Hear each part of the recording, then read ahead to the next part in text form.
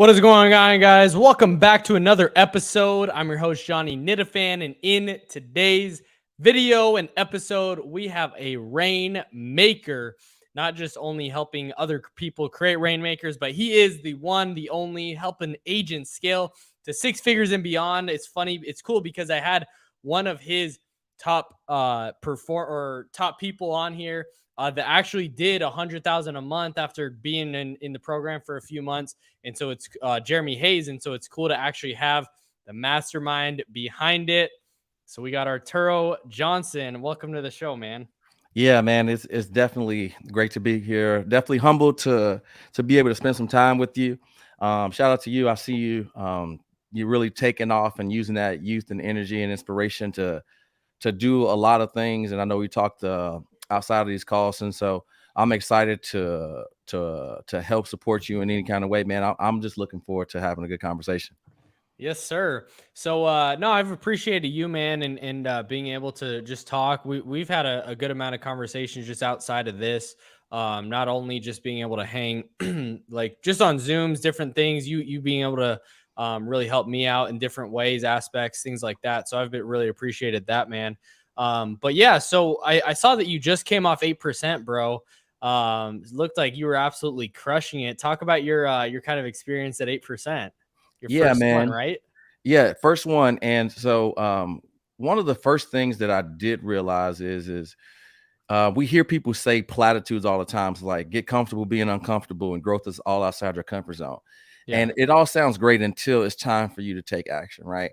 And a lot of times, sometimes we got to eat our own cooking. And for 1 second, I almost did not go to 8%. I thought about it and I was like, oh man, the money and the travel, and I got to leave my wife and the kids and like all of this other stuff that I got to do. And it reminded me, because I was taking some notes because I haven't recorded my video, of the story of the lady with the issue of blood. And she just had this idea that if she just pressed through the crowd, if she could just get close enough to just touch the hem, that she just needed to get in the room, basically, like everything would be okay for her and all of her answers were there. Whether it would happen or not was irrelevant, but it was the Yeah. belief that she had. And that's what I realized, that sometimes it takes an insane amount of activity and a radical belief to get you to do something that doesn't seem like it's going to work out. But at the end, it does work out. And the reason why it works out is because it's supposed to, right? It's supposed to work out for you. But a lot of times we get stuck in our own way.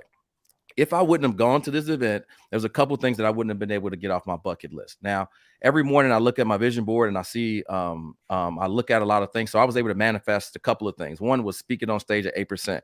I thought that I wasn't going to be able to speak till next year. But when my number was called, right, I was ready to go. And even though I second guessed myself, now after going, whatever it cost me to get there, I got back 10 times that. What do I mean by that? Well, one, I was able to speak to my mentor, who's somebody I looked at when I was a young kid, starting my business. Well, I was nervous, didn't really know what I was doing. People were like, you need to go get a job at Dell, or you need to get insurance starting this thing. Like, there's no way that internet business is going to work. Yeah. I listen to Eric Thomas every morning just to give me enough courage and confidence to go out and take action, and that momentum carried me through.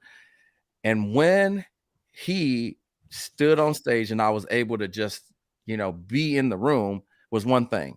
Yeah. And he wasn't supposed to do a breakout session. That wasn't in his contract, but he did one out of the goodness of his own heart. And he did a breakout session. And I got to dap him up and say what's up to him and ask him a question. And he answered my question. He told me the reason why I spoke to you is because there was so much negativity around what you can and can't do and what you look like, and needing to have all of these ghost requirements in order to be capable. And I just wanted to be a breath of fresh air to tell you that no matter what those circumstances are, you can do anything if you block out the noise, get the right mindset, get the right skill set, and get the right tool set. And so that was one piece of the blessing. The other piece of the blessing is I was speaking on Saturday and I couldn't sleep Friday night. I woke up about 4:00 and I was frustrated and went to go to the gym. Shout out Cody Askins. He was at the gym at like 6 because I couldn't sleep. And I was kind of like saying, man, how do you manage to turn it off during your event so you can get some rest, so you can save your energy? because I was worried about not having energy for the stage.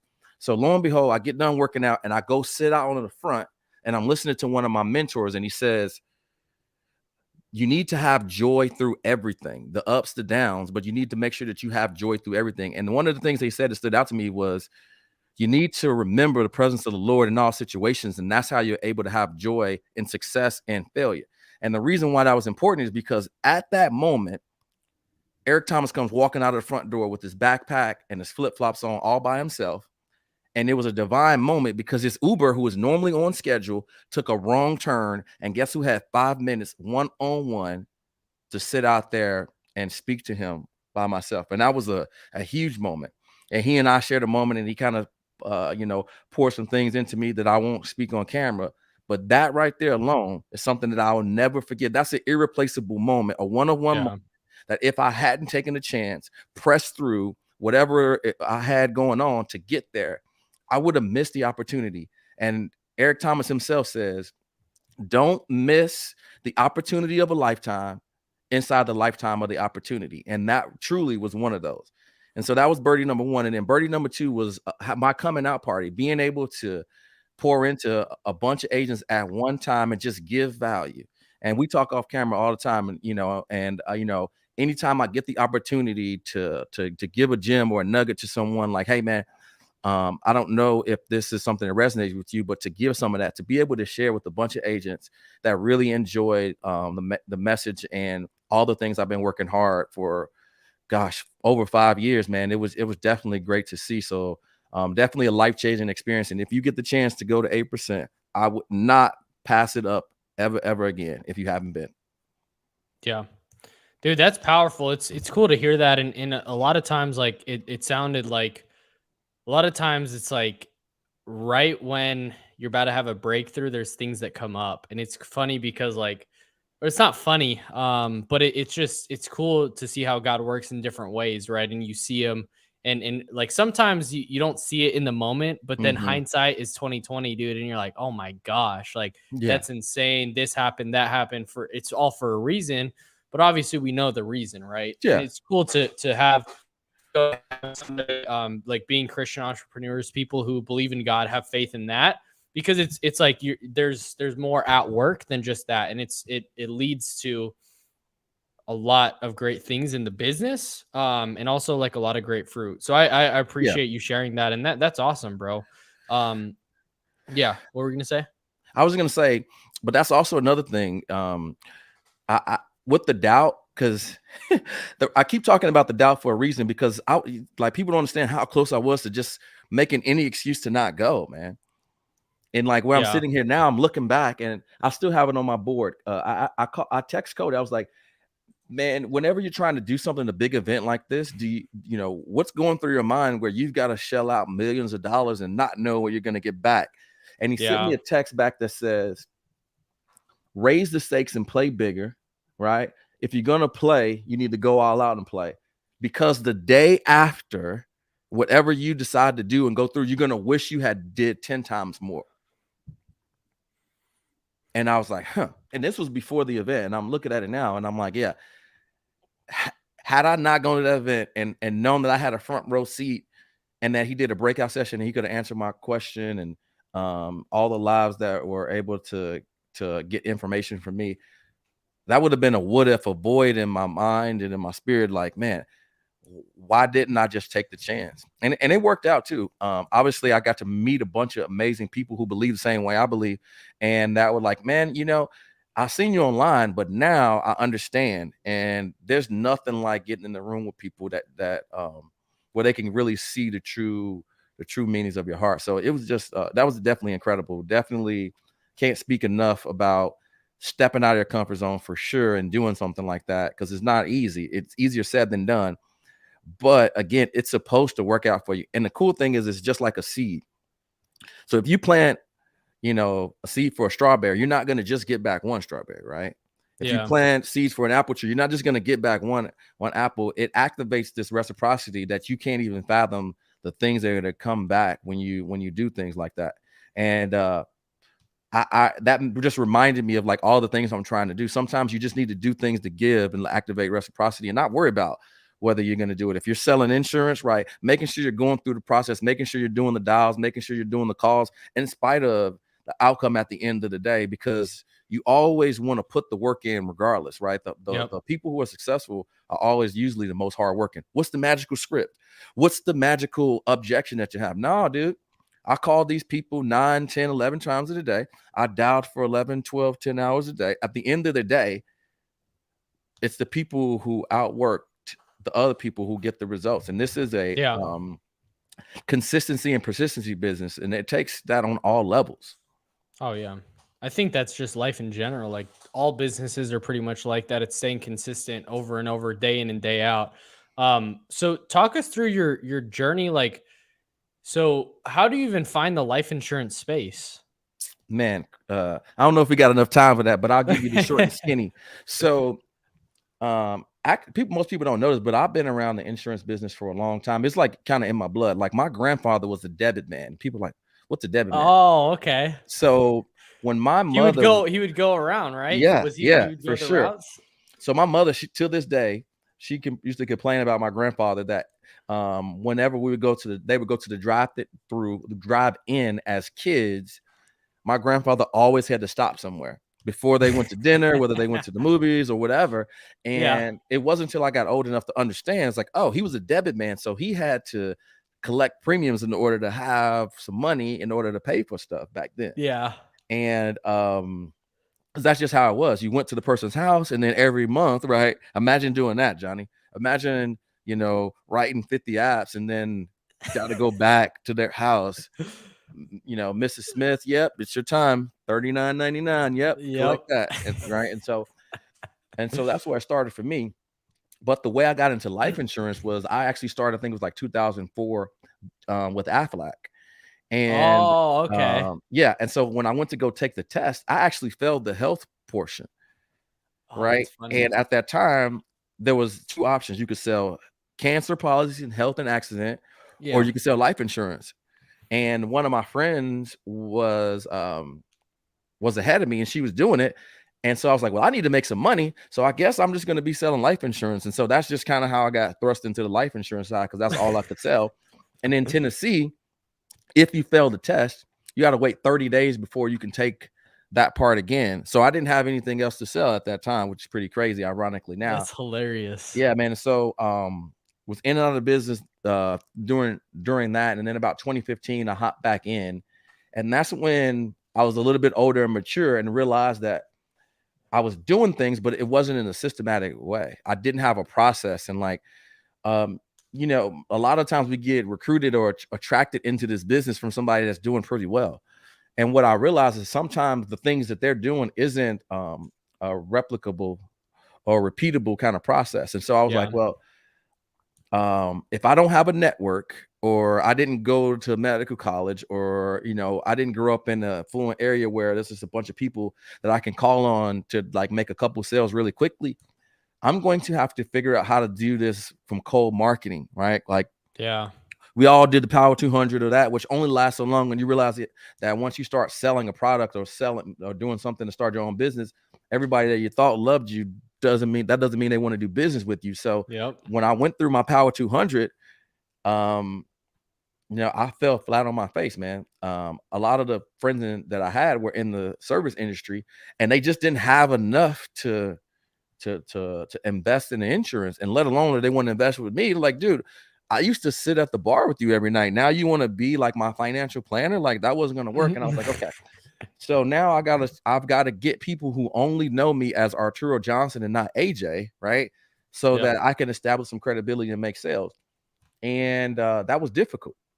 So one Christmas Eve, it was 2018, I just pulled out my phone and I was like, I went to Fisk University, and across was a medical college. I wonder how many people I'm connected to from this college that ended up going to that school. We have mutual friends, and there were thousands. So I started adding all of these people on Facebook and started DMing them. And that next month, I had probably 90 meetings, all manual, with people that were either in medical school, projected to be making six figures, or people that were already like professors at Michigan and stuff like that. And my upline was like, what the heck, dude? And at Yeah. that point, I was like, oh, I hadn't made sales, but I was like, that may be something to this. So the next thing I was like, well, I wonder if I can automate this, because it would be impossible for me to duplicate doing that and trying to follow up in the pipelines all by myself. And that's when I came across some Chrome extension that you can use LinkedIn to do the same thing. Yeah. So I used that. And then once that started to work, I ditched the Facebook thing. And then I was like, okay, if I can make a few sales from this, then I can turn this into a product. And that's where I used it to be the number one person in my peer group as a new agent. And then I taught it to another guy. He made some sales, and I was like, okay, I think I'm going to go and start my own company because I was a captive agent at a time, and they didn't allow you to use social media as a marketing Oh, strategy. yeah. So it was either keep doing what they told me to do that was keeping me broke, and I had to decide between getting the hot dog at the gas station, right, or Yeah. putting $5-10 of gas in the car, or I could make a bunch of meetings and make some money using my cell phone. So I left, and then that's when I started Arturo Johnson Consulting.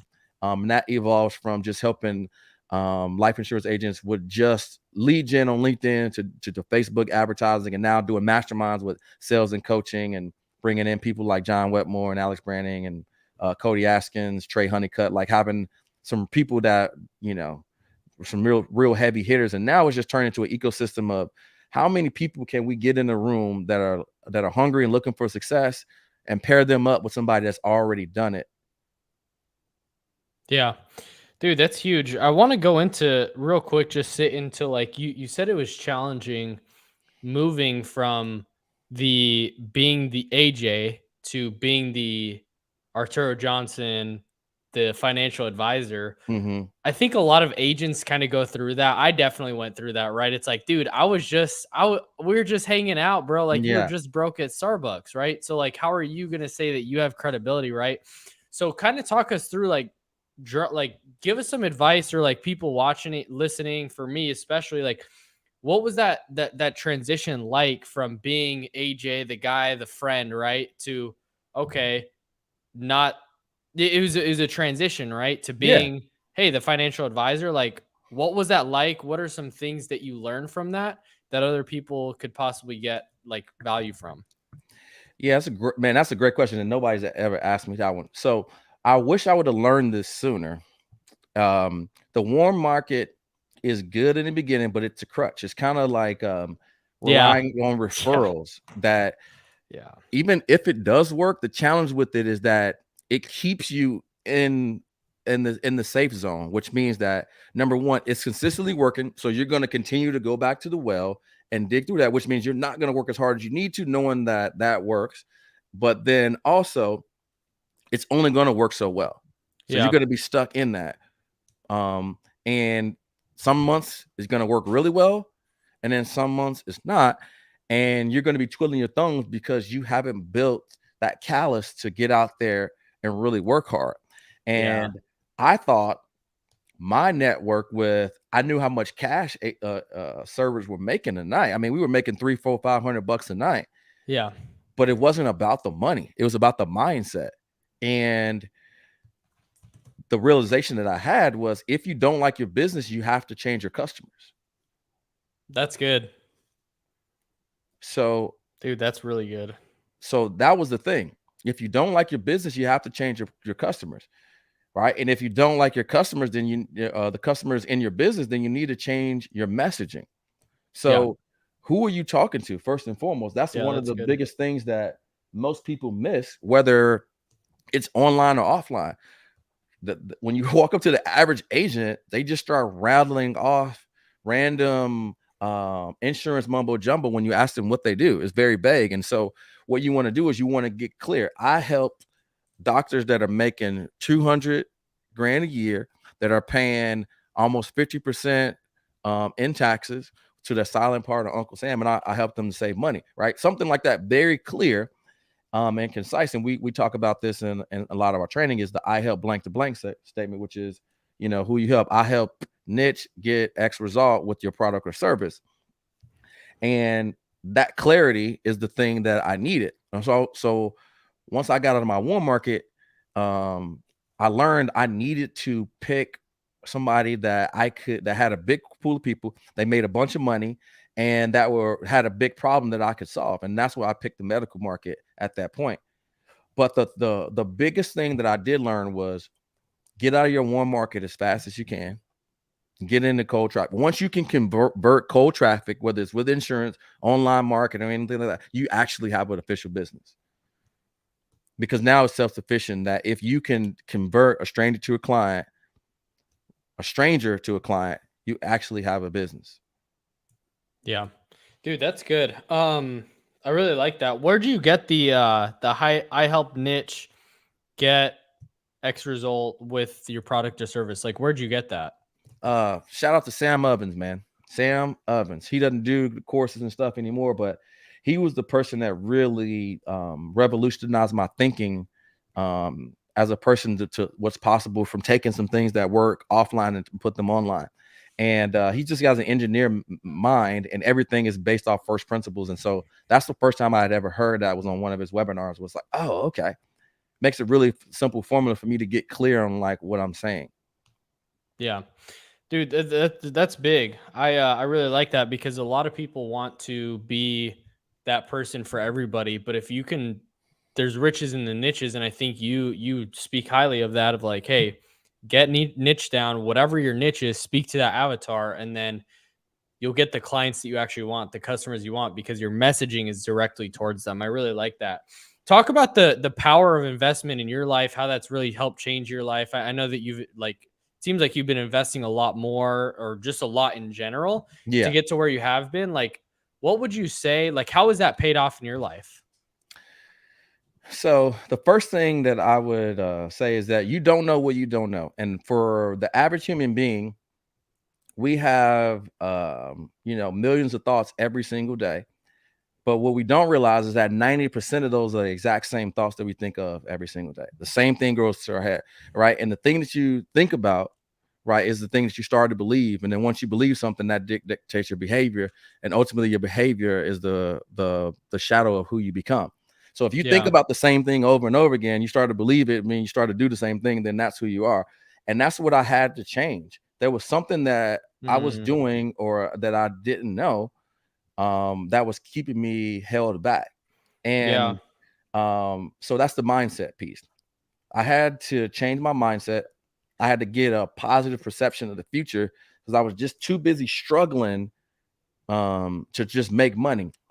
And one of the things that I learned from my mentor Myron, shout out to Myron Golden, was it's easier to make a lot of money in a short period of time than it is to make a short amount of money over a long period of time. And I can tell you from somebody that didn't get successful till I was probably like 35, my 20s was hard because I wasn't making a bunch of money. The money wasn't all of it, but that was an important piece. But like now that part is easy.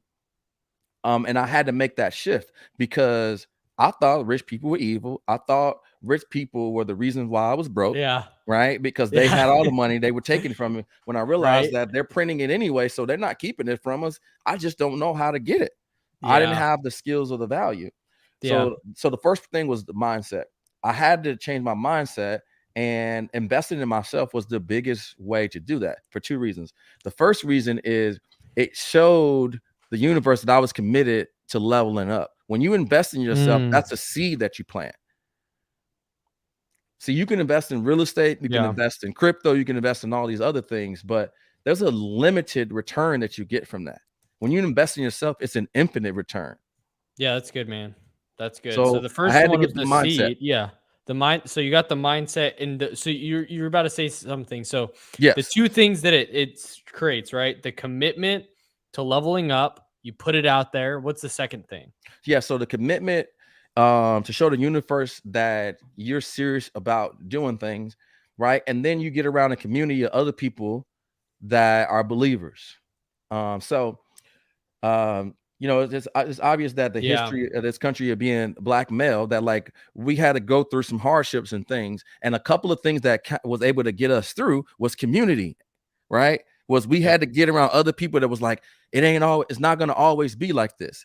Our day's coming kind of thing. And like when you are going through a difficult time, which if you're not where you want to be, right? That's a difficult time. If you're not living in your passion, if you're not living in fulfillment, you need to get around other people that are trying to fight the same fight Yep. optimistically, Oh right? yeah. So that's the mindset. The second piece is the skill set. You have to develop Mm. skills. And what you have to Mm-hmm. do in order to get skills is you have to learn something that you don't already know to become more valuable, Yep. right? So value, Good. right? Um, Getting paid is the direct correlation to how much value you add. Jim Rome says it over and over and over, right? Yep. So the first thing you need to do is you need to increase the value, not for yourself, for someone else. For When others, you yeah. spend time thinking and solving other people's problems, right? That's when the riches happen, right? If you're too busy just worrying about solving your own problem, that's just one person's problem, Yeah. right? All the money that you desire is in somebody else's pocket. So if you can solve a problem, they'll happily exchange that value with you. And so I had to understand that I needed to learn some new skills. And that Yeah. new skill was digital marketing. And then you got to pay for that, right? I mean, I could Yep. learn it on my own, but that also cost me time and money, and I could still Yep. get it wrong. So I'm like, okay, I could shortcut somebody that's doing $36 million a year. They could show me exactly what to do. And in 90 days, I could have this rocking and rolling. That's a no-brainer for me. And Yep. back then it was like 2 grand. So the second piece was the skill set. And then the last piece is the tool set, right? The way that you master that is somebody like you need a vehicle or an instrument to help take you to that next level. And you got to pay for that one, right? Yeah. And the way that you level up the tool set is you got to become a master at the craft, right? From practicing with your skill set. Yep. And mastery is what most people never go for, right? There's a saying that amateurs practice until they get it right, right? And experts practice until they can't get it wrong. Yeah. And that delivers mastery to where now you can use this tool set to have massive riches, right? And what is mastery? I love Mastery that. is to effortlessly execute without the use of conscious resources. 2 minutes left to go in the game.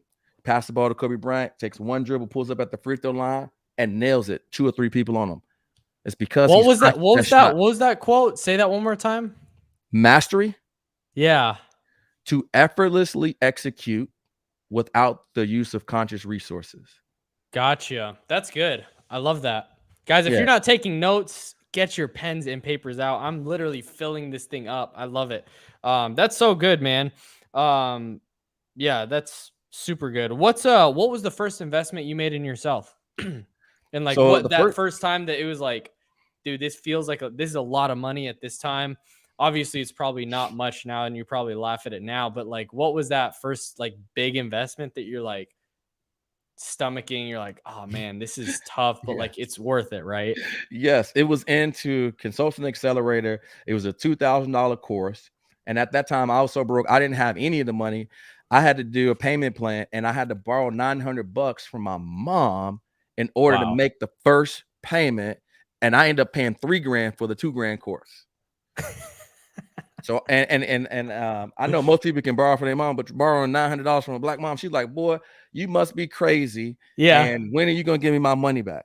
Yep. Don't lose my money. And so it was humbling, but I knew that I had to do whatever it takes to come up with the money. And I think sometimes when people are like looking and praying for a situation, they don't get resourceful enough to like get gritty to get what they want.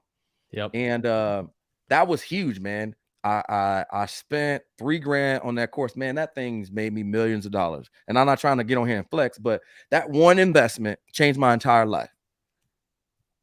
What was it that really made you like pull the trigger and really invest in yourself? Like what was it? Like talk us through your mindset going through that. Yeah. So I'm really optimistic about a lot of things, but I was getting very pessimistic about, man, I ain't gonna figure this out. Like I'm struggling, I'm behind on my promises. I'm Yeah. turning 35. Like I need to like make some changes. And I just kind of brainwashed myself.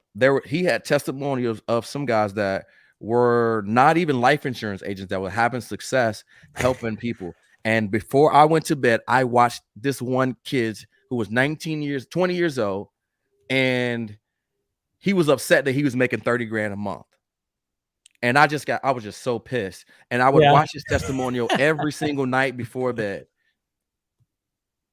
I Wow. watched it every single night. And I was like, I've got to figure this out. I've got to figure this out. I mean, I relentlessly obsessed over trying to figure out ways to make it happen. See, what most people do is they come up with 15 ways of why it won't work. Yeah. Right. Yeah. And Occam's razor says that usually the easiest path chosen, right, is the way to go. So which means that you only need to figure out one reason why it will work, right? Like you only need one reason for it to work, because that one thing could change your life. And that's what I was like, dude, if this works, I don't know if it will, but if this opportunity presents itself and this works, like my life would never be the same. And it was scary, but you know, people who are successful, they take an action in spite of the fear, right? For you, right? You probably had the butterflies when you proposed to your wife. You probably knew she was going to say, yeah, but were you not still nervous the day of, you know, getting Oh, the ring and going over there to totally. do it? Huge. Did that stop you? No. No. So the successful people feel the same butterflies. They feel the fear, but they take action in spite of it. And you got to get comfortable with playing in that environment, because, you know, fear just lets you know that this has some weight to it. It means something. Yeah, and that's healthy. I like that, man. How'd you get to like Arturo Johnson Consulting to where it's been, to where you're helping people scale to that 100,000 a month mark? Man, it's a process. Like customer obsession, man. I always wanted to, man, you know, when I first started, man, people were saying all kind of stuff about me on the internet. This dude, blah, blah, blah, you know, scam artist, this and that. And I wasn't worried about that. The only thing I wanted to do was make sure that anybody that I worked with, my intent and my heart was in the right place. That whether you got the phenomenal results, which everybody in our program doesn't, but they knew that we gave it our all and our team was there to support them, and they were the main focus. We weren't there to make money off of them. And that took a long time. It was very hard, but I had to do my due diligence. All of my money, I reinvested it back into my business. As Like, crazy what as that that look like sounds, for you? Like, what'd you reinvest in? 95%, just enough to pay my bills, and it all went back in.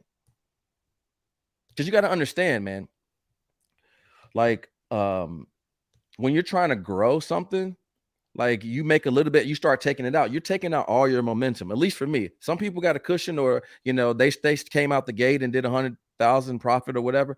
But for me, I was playing the game on a long-term strategy. I wanted to set up, build an audience, build a reputation, and I knew that was going to take time, that was going to take money, and in order for me to innovate in my business, to get the type of team that I wanted, to get the type of cameras and stuff that I wanted, I was going to have to reinvest that money back into marketing to grow. Yeah. See, a lot of times people don't realize that, like, marketing will solve almost all of the problems in your business if you just focus on that. Granted, you have the skill set, right? Yeah. But you know, I mean, you can just print money through your business if you really just focus on that. But people want to go in real estate invest, they want to buy cars and like all of this stuff. You know, I just reinvested it back in, and my business has just been growing like crazy. I mean, what is it? Amazon and all these other companies, they took a loss for 10 years, man. That's crazy. Yeah, you're absolutely right. So, what would you say, and transitioning a little bit here more to like what you've seen in agents, like what would you say those people that are like really highly successful, the people like your top people, right? Like that Mm-hmm. you've helped, and what would you say like that you see in them that other people could like emulate as well? Like what are the characteristics you would say that they have that other agents can take as well, that want to be able to like produce at a high level? Yeah. So one of the biggest things is they try to take as much emotion out of the business as they can. Yeah. And so a lot of times newer agents in the business, they stay stuck on level one, worrying about leads, right? And booking calls, right? And that's just the first piece of the business, right? Yep. So what these guys are trying to do is they're trying to stack the deck in their favor by never ever having anxiety to worry about leads or appointments ever again. Because once you do that, you insulate yourself from all the negativity and doubt that you're worried about, gaps in the Yeah. calendar. So the sooner that you Yeah. can invest in your business to fill up your calendar, where you can have like some of my clients where they've got an appointment every 15 minutes and they've got 10 to 20 appointments every single day. Whatever you can do to invest in your business right there, that's gonna change your mindset. You're gonna go from a scarcity mindset to an abundance mindset. And Yeah. the moment that you can start looking at your business where it just feels too good to be true and it's lucky, that's where you want to be, right? Steph Curry lives in that realm, right? Every time he shoots the shot, guess what? We Yeah. all think his shot's gonna go in like he's a machine, Yeah. right? But he's Yeah. human.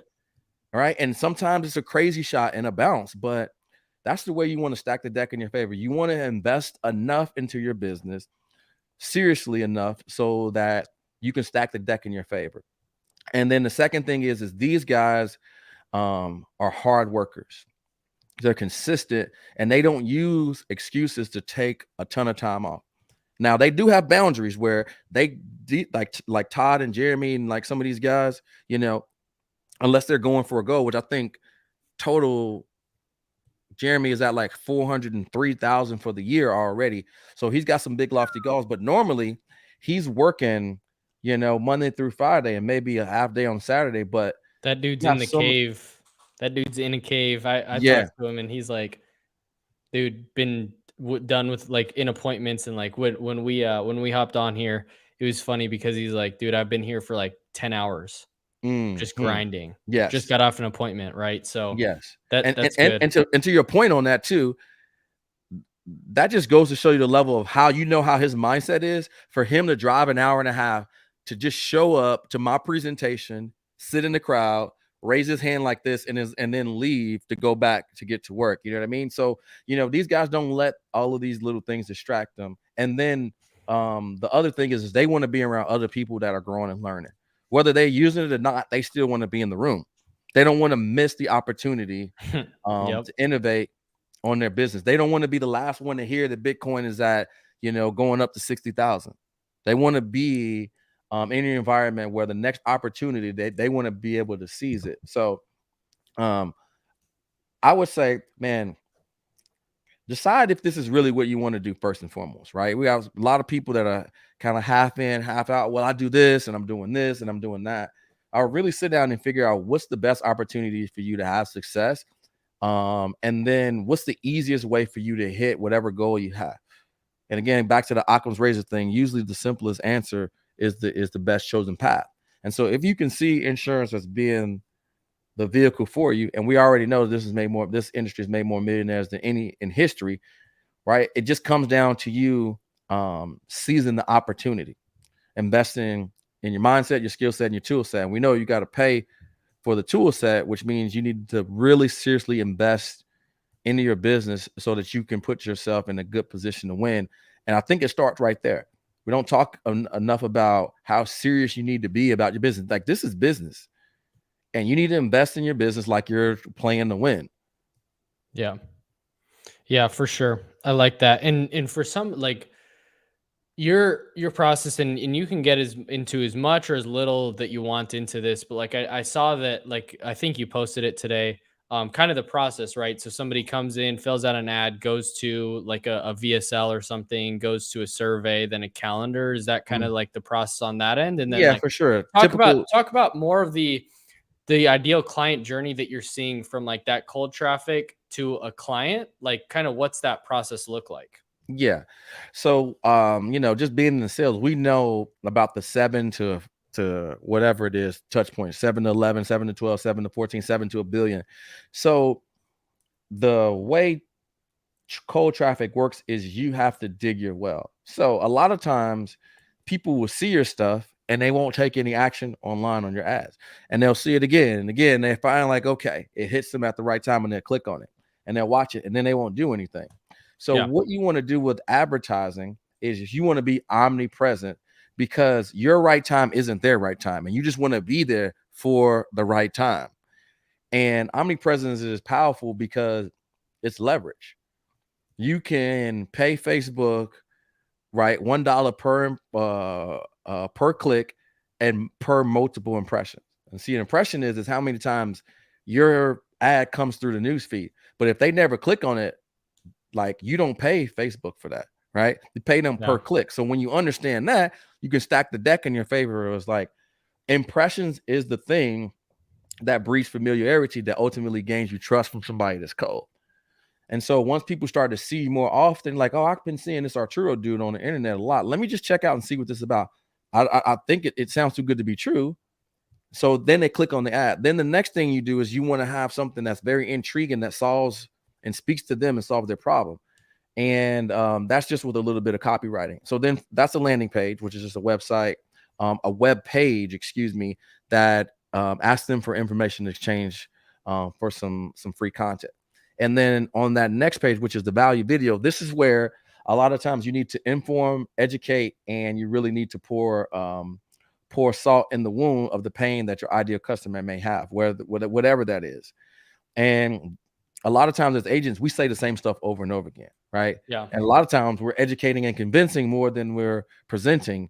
And if you can allow people to educate themselves, right? Because we're all researchers now coming out of the post C19 era, right? People already do enough research, so they've kind of made up their mind. They're just waiting to hear something that stands out. So if they can educate themselves before they hop on a call with you, right, then you can pretty much just focus on trying to help them the best way possible. But that's not the most important thing. The most important thing is to get them to give you some information on their background. And what this does is this adds friction. When you add friction to it, you really see who is really serious about doing it. So once they fill out a survey, then they can book on your calendar using Calendly or Agent CRM or Acuity or whatever it is, right? And what that does is that allows you to save time, because when they fill it out, it goes on your calendar and theirs, and then you can set up the reminders and stuff like that. And what I just found through this, the last piece is a call, right? You've got to get really good at sales. Everybody thinks they're good at it, but when it comes down to it, it's like, why are you going to make any money? Is because they don't have a process. They shoot from the hip every single call. Oh, big time. You know, and it's you like, talk to an agent, and it's like, no, it's the leads. It's the leads. And it's like, all right, let's hear your call. And it's like, all right, it's definitely not the lead. That person was buying, but you actually messed that up. Yeah, you missed some things, right?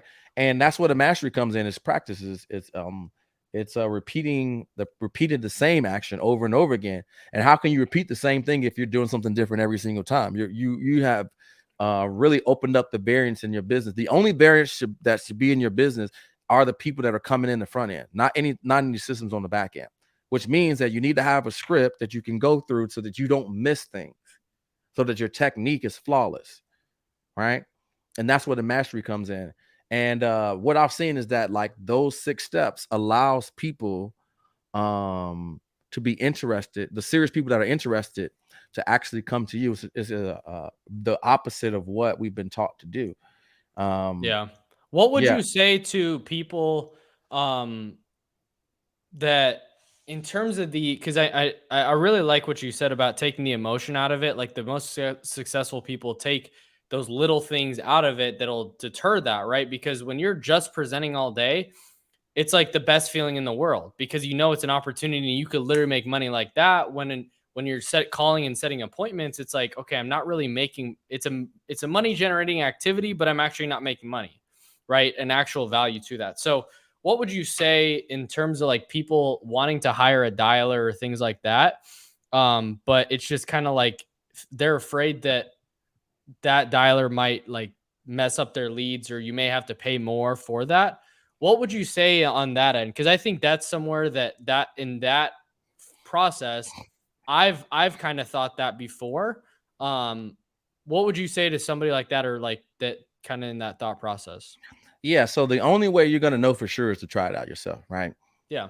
Like, what I always do is test it, right? You're not married to anything. That's the beautiful thing about your business. You can decide how long and how often you want to do something. And if it's working, continue to do it and double down on it. And if it's not working, you can cut it. Yeah. And if you can find a predictable system where you can get quality leads and you can get really good on the phone, then the highest leverage activity is for you to be in the presence of a prospect, having a conversation with them, not chasing them. So Yeah. having a dollar in there is only going to make you more efficient. And intent is important. I've had some dollars Yep. that English wasn't that well, but it doesn't matter, right? They got one job. It doesn't, you don't need a degree from Harvard to set appointments, right? So you want to get someone in there that's going to work hard, follow up, set strong ones, double tie down, and get out the way. So that's going to make you more efficient in your business, because you want to be working. You want to use leverage, and any opportunity that you can use to leverage your business, right? Now what happens is you end up going from working on something that's a $3 to $5 per hour thing all day long to spending your time doing something that's $100 to $1,000 all day long, right? Like that's the scientific way from that is I have this thing called like 100 units of time. And what happens is you track everything you do every single hour for like 7 days. And what happens is once you get done, just you don't change anything. You just log all of the stuff. Just Yeah. all you're doing is just recording data. And the funniest thing about this sheet is now I have the categories of the things that you're doing every single hour. Like watching Netflix is like 0, hanging out with your buddies and getting drunk is like a negative $100, right? Yeah. Deciding on new campaigns or having collaboration conversations, those are $1,000 per hour works. Closing sales, right? Coming up with new incentives for your team structure, those are all like $1,000 and $10,000 per hour jobs. So if you can do that and then cut out all of these hours that you're doing $5 to $10 per hour work, pay somebody $5 to $10 to do it, so that you can do more highly leveraged things, the chances are you're probably going to make more money, right? And that's a 10x return for you. And so anything that you can do that's highly leveraged, man, like again, Occam's razor, the easiest way is usually the chosen path. Yeah. No, that's a good way to think about it. And I've been thinking a lot of like Alex Hormozy talks a lot about, or he just mentioned it, and I remember thinking about it over and over and over again, just the idea of leverage. And it's not taking more steps than somebody else, but getting more out of each step that you take. Mm-hmm. And I think it, like, when I was thinking about what does leverage look like for an insurance agent right now, for me right now, what's the highest leverage opportunity? And it's for me right now to turn a conversation to a dollar, turn an hour into money. It's being able to present all day, having 10, 20 presentations every day, because I'm getting more out of every step. Because I could take little steps, make a little bit of dials, things like that. But if I'm not actually presenting for in front of somebody, then it really doesn't matter. And it Yeah. seems like you've understood that for a while. And I think I just came to that realization just like the past week or two. How'd you get to that point, or leverage, and how have you seen that in your business? And yeah. Yeah, because I did it the other way. And that all of the moments that you're frustrated in your business and like all these things are annoying you, those are signals that that's something that either you're not good at or you don't like doing. So if Yeah. you're not good at it and you don't like doing it, the chances are the outcome's not going to be good. Yeah. So find somebody that skips, jumps, and is happy to do something like that. Pay them. They're happy. The job gets done. It's a really good job. You're happy. That means that you have time to do more of the highly leveraged activity, which means you're going to be in a good mood and probably make more money too. It just seems like a no-brainer to me. Yeah. How have you done that in your business? Like, where do you see the highest points of leverage in your business that you do? Oh man, I just like, it's one of the things to just sit up here and talk about it, but like taking action where now the highly leveraged activities that I do now is I meet with my sales team every single day. And then I used to have 1, 2, 3, 5 meetings a week with my executive team. And I was in the details in Slack telling them what to do all day long. And then we dropped that down to 3 meetings. And now I'm leveraging partnerships. Collaboration is the new currency. So I'm thinking there are people who have an engaged audience that they already have trust with. Instead of me just trying to go into it cold, why don't I partner with them invest a little bit to support whatever they're doing, get in front of their audience and add value. And then now I'm doing a highly leveraged activity. Instead of one-to-one calls, I'm doing one-to-many, whether it's from stage, whether it's from a webinar, whether it's from a meetup, something like that. So now I'm focused on highly leveraged opportunities with big groups of people. Yeah. That's good, man. Kind of wrapping up here, because this has been great, bro. Like, this has been super good. I've appreciated this conversation. I know there's a ton of other people. Guys, drop in the comments a fire emoji for Arturo. But for you, like, what would your advice be for somebody that was kind of like on the edge? They got big dreams, they got big goals, they want to make it happen, right? What would your advice be kind of on the other side of that, being able to start living the dream and not just dreaming the dream? What would you say? What would your advice be to that person? Man, you asked some amazing questions. And the first and foremost, first thing I'll say is, man, just get clear about what you want to do. Yeah. Like, most people want to be successful and all these things, and you need to define the target. Get clear on that. Because then once you get clear on that and you break that down, you realize that you're so close to that, and it won't take as much effort and energy as you need in order to get it. And then get serious. Get serious about your goals, right? And then get set up. Get set up for an opportunity so that you can have success. That's good. Dude, that is great. Get clear with what you want to do. Get clear on the target. Get serious and get set up. Dude, I don't know what it is. I don't know if you come from a pastor background, preacher background, dude, whatever for it sure, is. 100%. It's like you got those one-liners. Get set up, get serious, get set up. Like, that's hilarious. You know what's funny about that? So as a kid, most people don't know this, but I was a drummer for my church all through my younger years up until 18. So I'm sitting right here, and every time he say something, that was me. Yeah. Right. So all the one-liners I've been hearing Monday, Wednesday, Friday, like I've been hearing them. And so as I'm kind of transitioning into being more of a mentor and a public figure, speaking staging and stuff, I'm like, oh, it's just coming out. You know what I mean? So it's funny you said that. They were calling me Reverend Johnson at the concert, which I'm not by any means, but they were just making a joke, right? It was just super funny because I just kept coming up with these one-liners. It was super funny.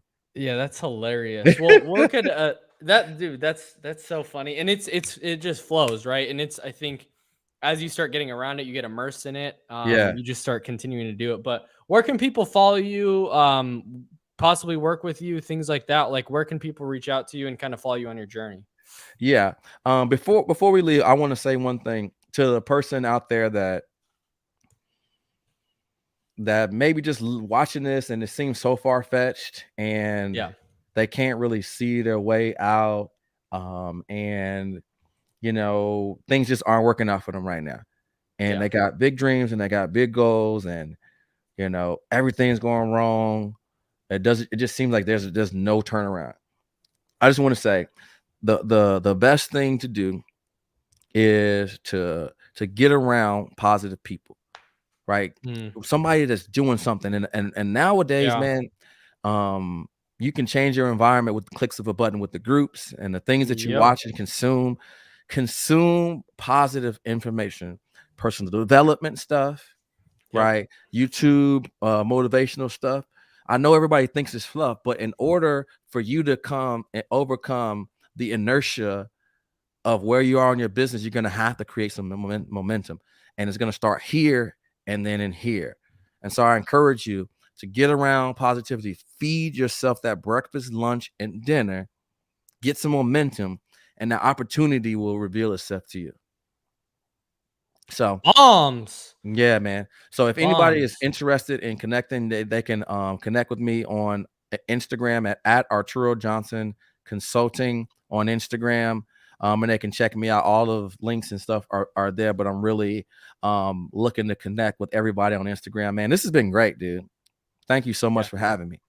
Of course, man. You've been awesome. Dropped a ton of gold and ton of nuggets, and I appreciate that. I mean, my paper's filled up with just one-liners with different things, getting leverage, creating leverage, being able to really scale businesses. But no, it's been fun, man, and I appreciate it. And guys, for you guys watching, the 1%ers, don't forget to rewatch it. subscribe for the best insurance content in the world. And I'll see you guys on the next one. I appreciate you guys. Peace out.